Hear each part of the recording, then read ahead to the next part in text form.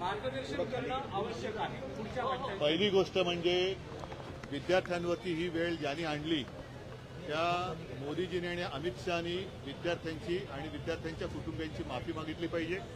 याचं कारण ज्या पद्धतीने विद्यार्थ्यांना काठीला खिळे लावून मारण्यात आलं, त्यांच्यावरती छऱ्यांच्या बंदुकीने हल्ला केला गेला, अश्रुधूर सोडला गेला, एवढंच नाही तर अत्यंत वाईट पद्धतीने पुरुष पोलिसांकडनं त्यांचे कपडे फाडले गेले।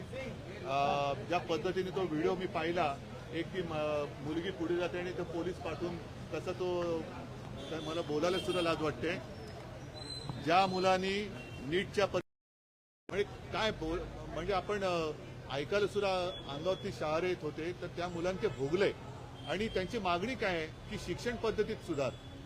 साधी मागणी होती, जे तुम्ही आत्ता करताय ते तुम्ही पहिल्या दिवशी त्यांच्याशी बोलून करू शकत होतात, पण तुम्हाला अतिरेक्यांशी बोलायला पाहिजे, पाकिस्तान्यांशी बोलायला काय वाटत नाही, पण आपल्याच देशाचे जे भाग्यविधाते आहेत त्यांना तुम्ही झुरळ म्हणताय, त्यांना तुम्ही भरकटलेले म्हणताय, काय पुढे देश चालणार कसं?